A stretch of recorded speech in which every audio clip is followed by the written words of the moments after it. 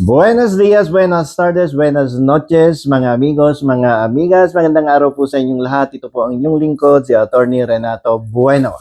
Ito po ang unang episode natin dito sa YouTube channel ko na Legal Lens, na kung saan kasama ko po ang napakagandang co-host ko na si Erica Guevara. Dito sa YouTube channel na to ay makakapanood kayo ng mga istorya tungkol sa immigration law in Spain, in Canada, Australia, and the United States of America. At dito rin ay ipapaliwanag natin kung paano makapunta sa mga bansang aking nabanggit. At yan ay tatalakayin namin, hihimayin namin lahat ang mga proseso at ang complex immigration law. At dahil nga kasama ko dito si Erica, si Erica po ay ang aking dating executive assistant at nakasama ko siya nung kasagsagan ng pandemic, yan, no? Attorney, yes. Oo, nung panahon na Nagpa-facials pa napakahirap. po ang mga tao noon. Napakahirap magkumbinsi Yes. ng mga young professionals at that time na pumunta sa ibang bansa dahil nga kataasan, no, ng mga Peak talaga. peak nung pandemic, nung virus na yon. Mhm. At pero anyway, gusto kong ipakilala sa inyo ang aking dating executive assistant na si Erica Guevara. Siya po ay nagtapos ng kanyang kolehiyo sa University of the East sa kursong Bachelor of Arts in Broadcasting. Yes. At hindi lamang basta Bachelor of Arts in Broadcasting, siya po ay may special award. Isang cum laude graduate, no, from the University of the East. At pwede ko din sa inyong sabihin na itong si Erica, doon sa loob ng aming pagsasama as executive assistant ko siya, marami na po siyang natutunan, no, mga kaalaman na kanyang nakuha, no, nung during her stint with me as an executive assistant, dahil na-share ko na sa kanya din yung aking kaalaman tungkol sa pagpuproseso ng filing ng study visa at paano maging immigrant at maging citizen ng different countries. Particularly in this episode kasi, di-discuss natin yung Spanish Work and Study Program, how to migrate and become a citizen of Spain. Lahat yan, kahit wala ako dito, kayang-kayang ipaliwanag ni Erica yan, no? At sa tagal ba naman ng panahon ng aming pagsasama dito sa aming kampanya, ay by sure na sure ako. Diba, Erica? Of course, Attorney. Pag kay Attorney po ako galing sa kanya ako natuto, kaya sure, kaya ko kayong tulungan, guys. At yan po, sa episode na to, ang ating pong pag-uusapan ay yung Spain Work and Study Program. Sapagkat sa programa na to, napakaraming benepisyo ang makukuha ng mga young professionals ng mga Pilipino. At yan po ang ating pag-uusapan dito sa episode na Work and Study in Spain. Okay, Erica? So, hi! Kamusta po tayong lahat? Once again, I am Erica Guevara po and welcome po sa Legal Lounge with Attorney Bueno and Erica. So, ito po ang aming first episode pa lang, no? So, sana po ay tuloy-tuloy po ang pagsubaybay ninyo, no? Sana magustuhan po ninyo itong unang episode na ihahanda po namin para sa inyo.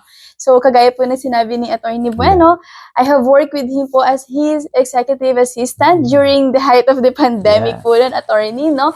And I would say that during my experience, my stay in his company, I have gained enough knowledge naman po about migration in different countries, no? So, we have tackled different Asian countries. I have been in meetings with even foreign professionals, no, and foreign applicants.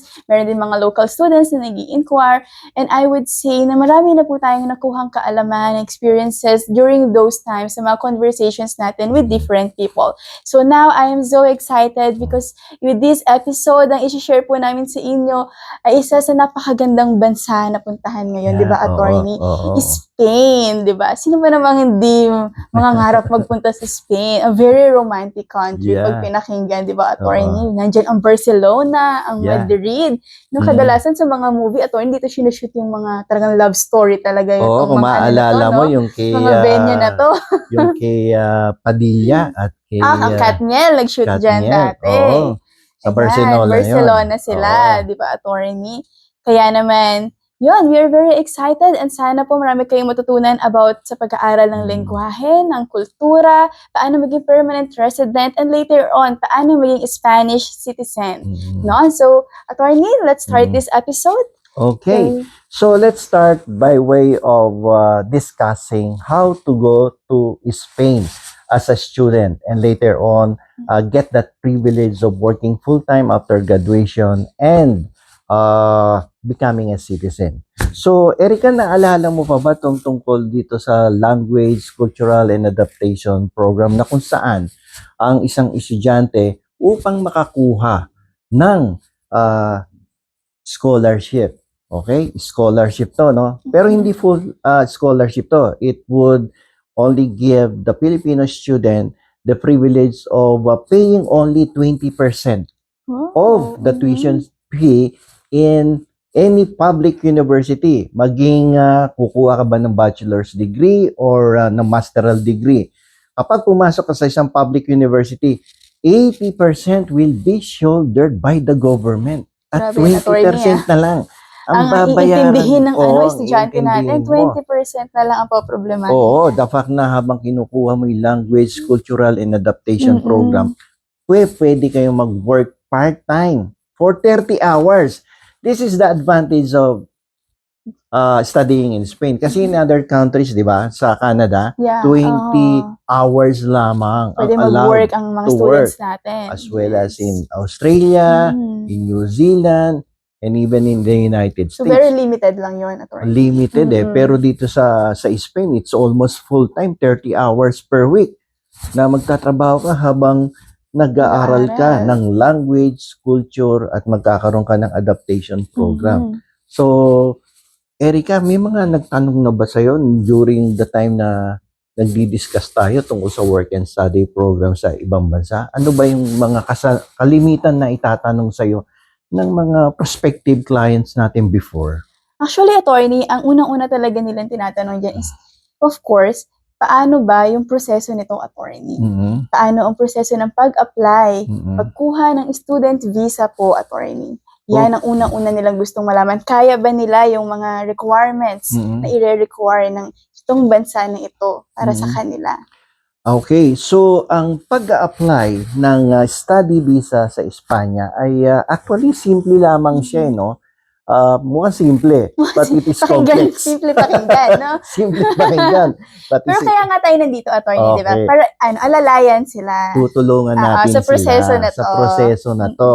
At ngayon nga ay ipaliliwanag namin in a layman's term ang lahat ng hakbang na inyong pagdadaanan upang makakuha ng mas mataas na approval rate sa Immigration Department ng Espanya. Ang una-una kasing dapat dito ay siyempre pupunta ka na Espanya, dapat may passport ka. Di ba? Paano hindi pwedeng lang, attorney, valid ID lang. Hindi pa pwedeng ID. Pakita mo lang yung ID mo ng college. Hindi pwede yun. Student ID lang. Student ID. Ay haharangin ka sa airport kahit meron kang kamag-anak or malakas ka sa immigration ng Espanya. Hindi pa pwede yun. Dapat may passport. So, unang requirement yan, may passport ka. Pangalawa, syempre, checkin ng immigration kung ikaw ba ay nagkaroon ng offer letter coming from the university in Spain or the school in Spain offering programs na allowed by the government of Spain, di ba? So itong letter nito, attorney, hindi to pwedeng chat GPT lang. Ay, hindi. Dinownload lang, kinapi-paste sa Google. Hindi pwedeng chat-chat yan. Uso na ngayon yan, AI na ngayon, attorney. Oo, puro AI na nga, no? Pero dito, sa kaso natin, kailangang makapagpresenta ng formal offer of admission with any accredited university or school from Spain. Formal yan. No? Pero, alam mo, yung eskwelahan sa Espanya, bago ka bigyan ng admission letter, kinakailangan, siyempre, nagbayad ka. Yes, hindi mawawala. Oo. Pero hindi mo naman kailangan bayaran agad ng buo kasi may required down payment lang yan na dapat bayaran mo sa eskwelahan. So, depende sa eskwelahan. Kung ilang porsyento yung down payment upang maumpisahan yung proseso na. ng pagsasampa o Admission. sumite Mhm. ng study visa sa Espanya. At ang susunod na requirement, Erica, ay yung siyempre, itong pinaka-importante, kahit saang bansa ka magpunta, dapat mapatunayan mo na ikaw ay may financial capacity Yes. to support yourself while Mhm. staying in Spain. Okay? So, paano kung ang pupunta sa Espanya ay kasing bata ni Erica? May financial Mhm. capacity, nakaipon na ba ng milyon-milyon? Palagay mo, 21 years old Ano, lang. million sa Shopee at pwede ba yun? Sa online shopping. Puro, puro shopping online. Puro parcel lang kasi yung dumadating sa bahay namin. Doon ka nakaipon. Doon tayo nakaipon. So, Oh. paano po ba yun, attorney? Ano ba yung masabi natin na enough amount po to prove na meron tayong financial capacity? Okay, dapat mapatunayan ng aplikante for study visa na siya ay may kakayahan na suportahan ng kanyang sarili. Saan manggagaling yung pondo na gagamitin niya sa pagbabayad ng tuition fee at sa pagbabayad ng dormitoryo, pamasahe, while in Spain, pagkain, pambayad sa boarding house while studying. So dapat yan mai-demonstrate, no? Through the presentation of documentary evidence sa Immigration Department. Paano kung wala namang ganun kalaking pera yung estudyante? Siyempre, bata pa eh. Sa Mhm. Shopee lang Yes. nagkaroon ng investment. So, yung magulang ay pwedeng mag-sponsor sa Mhm. aplikante. Like for instance, ang magulang ni Erica ay negosyante. Mhm. At malaki naman ang kinikita sa kanyang negosyo ay pwedeng gamitin ni Erica. Siyempre, ordinaryo yan eh, traditional yan. Kalimitan, yung magulang naman talaga ang sumusuporta sa estudyante. Yes. Okay? Paano kung wala yung magulang pera? Yung kapatid.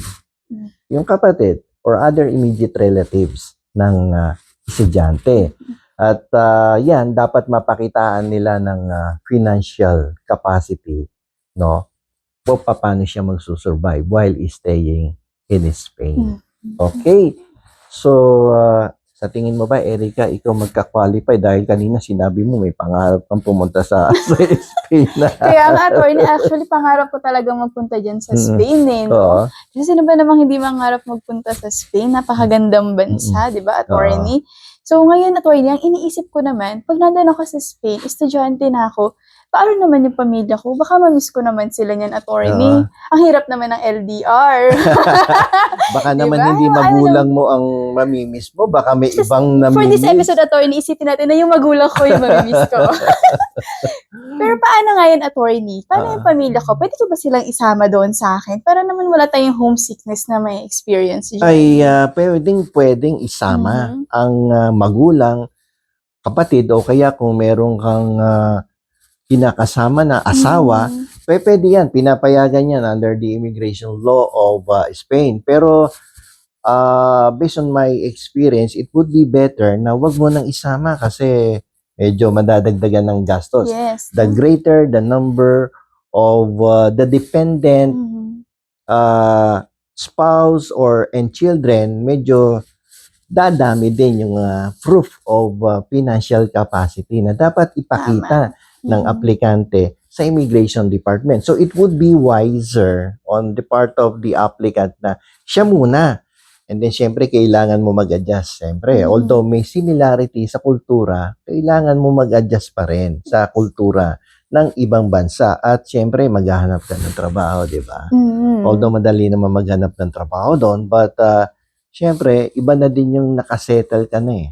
Well settled ka na, ando doon na, nakakuha ka na ng apartment na maganda, na maayos, na pwede mong isama ang iyong pamilya at kumikita ka na stable while studying in Spain.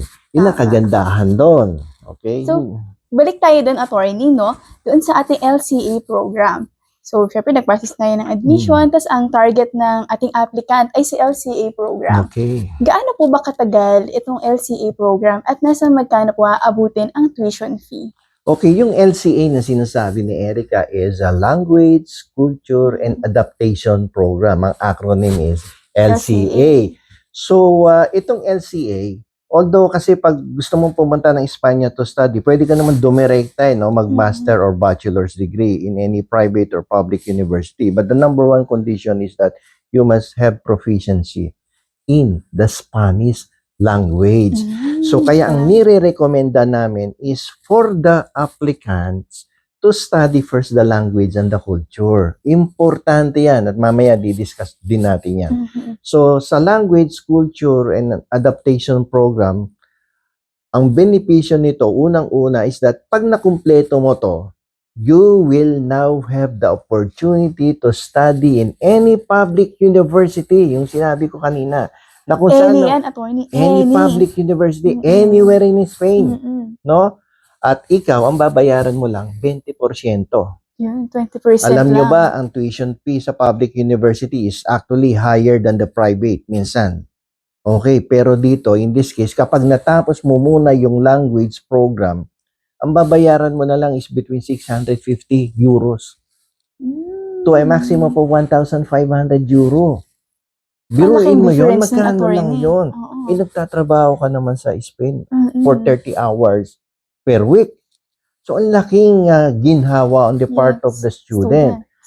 Kasi ganito yan eh. Pag nag-aral ka ng LCA, you have a big chance of getting the scholarship nga, yung 80% shouldered by the government. And after your graduation sa masteral degree, mas maganda dahil ikaw ay mas madaling makakahanap ng trabaho na supervisory and managerial in character. Bakit? Kung kung meron ka ng bachelor's degree dito, Erica, katulad mo, meron ka ng broadcasting degree, tapos cum laude pa to.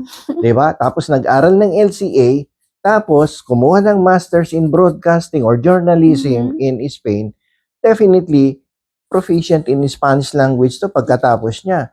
Pag naghanap ng trabaho to, siyempre siga ang resume nito. Bakit? Cum laude na dito, may masteral degree pa sa Espanya, ang galing pang magkastila. What do you think the employers would do if nakita yung resume nito? Abay, tatanggapin ka agad to. Wala na. Ano na yun, attorney? Wala na. Express pass na, kumbaga. Eliminated lahat ng other applicants. Shortcut ka na dun sa proseso. Maganda na ang credentials. Maganda pa ang beauty nito. Buti tama yung nadugtong ni attorney. Nintay ko, ano yung maganda? Baka kalooban lang pala. Ayun ang kagandahan ng LCA. So, ayun, attorney, no? So, ano naman po kaya ang cost of living dito sa Spain? Ano kaya ang expectation ng ating mga students? May pang milk tea pa kayang matitira, attorney, kapag nandito tayo sa Spain? Hindi lang milk tea, meron ka pang meron ka pang may snacks pa? Pang fishball at squid ball. Ayun ang masarap doon. Okay, kasi ang cost of living sa Espanya ay depende sa teritoryo or probinsya doon sa nasabing bansa. Kung ikaw ay titira sa Madrid at sa Barcelona, ay definitely mataas ang cost of living dyan. Pero kung ikaw naman ay titira doon sa iba pang magagandang lugar actually, katulad ng Seville, katulad ng Mallorca. Itong Mallorca, alam mo, para itong Boracay of Spain. Andiyan dyan yung mga turistang, mga international tourists coming from different countries in European community. So, hindi mo talaga mamimiss ang Pinas niyan, attorney? Ay, hindi. Kasi alam mo sa Espanya kasi, yung temperature, yung weather temperature dyan is almost the same. Mas maganda pa kasi medyo may kalamigan, may araw, hindi pero sobrang malamig. humid, no? Magugulat ka doon kasi minsan na namamasyal ka after office, pero hindi mo mamamalayan. Alas 10 na ng gabi kasi may sikat pa ng araw. Oo. Late, bumaba ang araw sa Espanya. So, going back, ang cost of living is it will be dependent kung saan kang lugar maninirahan at mag-aaral. Pwedeng sa Seville, ibang cost of living as compared with Madrid and Barcelona. Meron dyan sa Valencia, meron dyan sa Alicante. Alicante, mas mababa. Murcia, and yun nga, sa other territories in Spain. So, wag lang sa Madrid at Barcelona. But if you are capable naman na i-finance yung initial stay sa Spain habang nag-aaral ka at may budget naman talaga, why not stay in Madrid and Barcelona because dyan maraming gimmickan eh. Oh. Nandiyan ang work-life balance yan, attorney. Oo. Tawag dyan ng mga millennials. Oo, andyan dyan, no? Mm-mm. At talaga naman maganda yung lugar, no? Sa Madrid dahil yan ang sentro eh, ng Espanya at saka yung Barcelona. So yung nagbabalak actually na pumunta next year sa Spain, mawi-witness nila yung opening officially ng simbahan sa Barcelona. Natatandaan mo nga yung sinabi mong movie ni Katniel? Di ba? Pinakita ba yun doon, Yung attorney? pinakitang simbahan doon na 100 years nang kino-construct. Grabe, Hindi no? pa rin natapos-tapos. Pero next year mag-open siya. Next year, officially. I-timing nyo, application nyo. Ang application nyo, whether Oo. nag-aral ka sa Civil, sa Madrid, Mm-mm. sa Alicante, sa Murcia, in time for the inauguration Tama or pala. official blessing ng simbahan na yan, Simbahan. makakapunta ka. Yes. No? Very historical yung simbahan na yan. Biro mo, the only church in the whole world na kinonstruct for 100 years. Grabe, Napakaganda ng simbahan na yan. Kung panoorin ninyo uli sa YouTube channel ninyo yung pelikula yun kay Katniel. Ano ba title? Sila na lang ang mag-search. I'm sure madaling ma-search yan. Okay, so Yun. in Yun ang short, cost of living. ang cost of living will be dependent on the location where you will study and stay.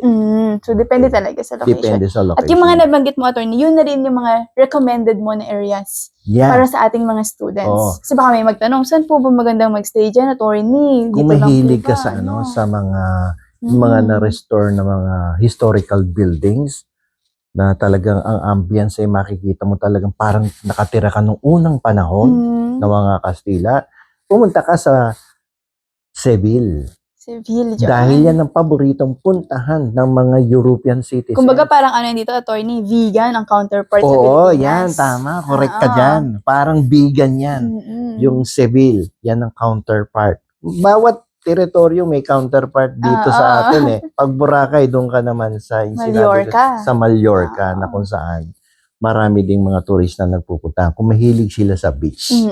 Okay. Okay, so I think yun na lahat, no, attorney? Takal natin lahat about going to Spain. Pero ayan po sa ating mga viewers, if meron pa po kayong mga karagdagang katanungan, gusto pang malaman, of course, para makuha po ang eksaktong sagot sa inyong katanungan, huwag pong mahihiyang lumapit sa aming opisina, no?